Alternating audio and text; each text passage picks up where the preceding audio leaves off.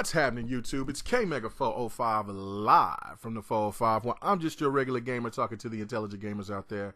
And before I get started, I want to say my heart and prayers go out to the people in Brussels. I got a friend of like almost 20 years that was stationed out there, and he's taking that train, and it's kind of crazy. You know, I had to check on him and his family. Everything was cool, but since he was in the military, he kind of couldn't get at me for a little while.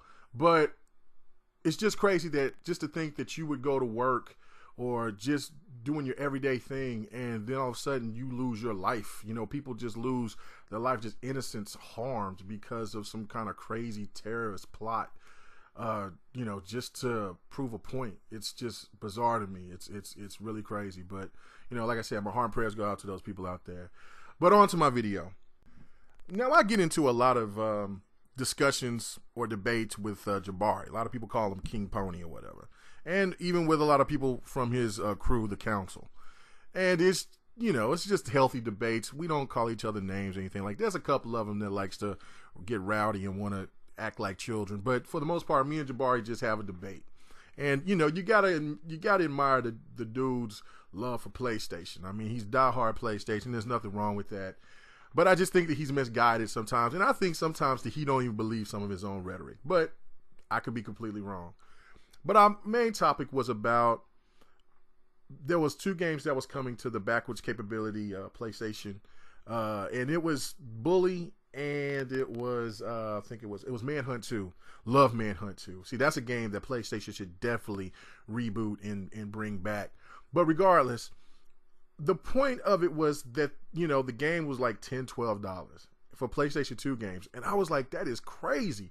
So it was just a debate like, oh man, it's, you know, you get trophies and it's in 1080p. And so I just brought up the fact about emulation. You know what I'm saying? You know, you could get emulators and you could play those games in 1080p or higher. If you got a high-end PC, you could push the limits of what those games look like. I mean, you know, to the extent, you know, the games ain't going to look like next gen games or anything, but still, the fact of it is that these games, you can get these games for free, you know, by emulation, and PlayStation is using emulation, which is a free piece of tech, and they're charging the hell out of people. Now I understand if the games were like $4, $3 at the most, if they were like one of the really popular games like Final Fantasy VII, $5, I can understand that. That's fine. But for $10, $12 for some freaking trophies? Come on now, that's ridiculous. So we was going back and forth on that. And then it turned into the issue of VR. Now, I've made countless videos. Well, I can't say countless. I only made two videos about VR. But I've made my stance on how I feel about VR. And it's not something that I'm going to get anytime soon. So it is one of the things to where, though it's a problem for me for what PlayStation is doing with VR. Not saying that the tech doesn't look good and all that, but the systems themselves are underpowered. And we're already halfway through this gaming cycle. I just don't see the purpose of bringing VR out right now. And that caused an uproar. The Oculus Rift is more suited, and the HTC is more suited for the PC. It's a PC platform. It's just for that reason right there. It's suited for that platform, I should say. And they shouldn't have any problems if they have the you know, the upgrades that they need in order to push to get the better experience for VR. So that's why I think it's a lot better, a better deal, and I think it will succeed. VR will succeed on the PC side. Consoles, not so much, because they're underpowered for one.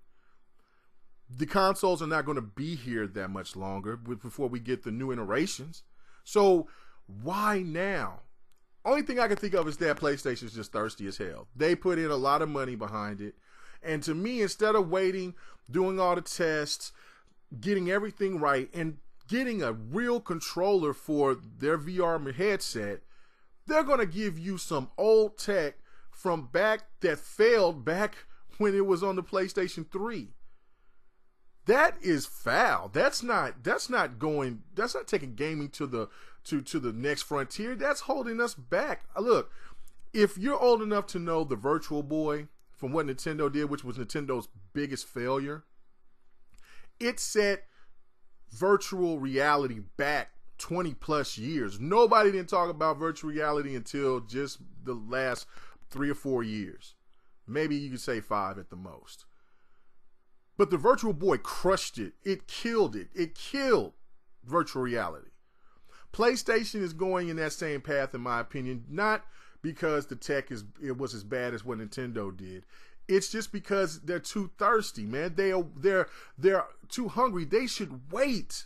They should wait until the PlayStation 5 comes out, and then they offer this peripheral with a bundle. Now what they're doing, they want you to pay the same price that you would pay for the PlayStation 4. Plus, if you don't have the camera, that's $60. Plus, if you don't have the Move, you got to pay $60 for that. Well, you can play the controller. Yeah, on some games you can play the controller, but not on every game, so which means you have to still buy the Move, and you're coming off $600.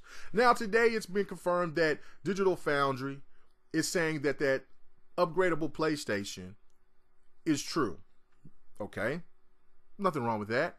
But this the catch. They know that the PlayStation 4 is underpowered, so they need to have the power in order to push the VR to have a better experience. But it's still not going to be capable enough to push it like the PC can, because people can upgrade it however they choose. And then you don't know how much that damn thing is going to cost. What is it, $75? Is it just a little piece that you put in and then it'll enhance the graphics? Is it a whole new system? So we're looking at anywhere from the least from $75 to the max $350, which is absolutely crazy. So if you go and say the max $350, you're paying well over $1,000, which you can buy a high-end PC, plug in that damn HTC or the Oculus Rift, and enjoy your experience in VR without any hiccups and without even have to worry about seeing what's going to happen the next generation. That was what my argument was to Jabari. PlayStation should wait. PlayStation should focus on games. If there was one thing that Hip Hop Gamer had right, and Lord knows he's been off a lot here lately, but if there was one thing that he had right, was that he said that the PlayStation 2 was going to be comparable to the Xbox One. Not by what everybody thought it was, which was going to be the games and the nostalgia. It was because of the success of the PlayStation 4. The PlayStation 4 has the same type of success of the PlayStation 2. So focus on building that fan base by bringing in games. Games that people know and love. You did the right thing by getting Street Fighter, but then you fucked it up and then you let Capcom screw over the fans by bringing an incomplete product. And you are at fault just as much as Capcom, Sony, because you had people test that game and you allowed them to do that. See, little things like that people don't talk about enough, because PlayStation is supposed to be the darling because they're in financial trouble. Hell no. They are just as fault for this industry being the way it is. Even worse so, because now we're even hearing that they're going to... They let the Vita die. Remember how they were talking about the Vita was going to do this and going to do that? It was integrated. It's not going to die. It's great. Now they're going to go the route of Konami. We're going to start putting games on mobile. And we know that it's a huge market. But it's less focused on what's important to the console gamers, which is the games, and what they stood to you and lied in everybody's face at that E3 2013. They lied to us. Our focus isn't on TV. I'm looking at March Madness, watching the games. Go Sooners. Oh, you, Buddy Hill, do your work. You know what I'm saying? We gonna beat them, the Aggies. And I'm seeing shit about the PlayStation View, the TV.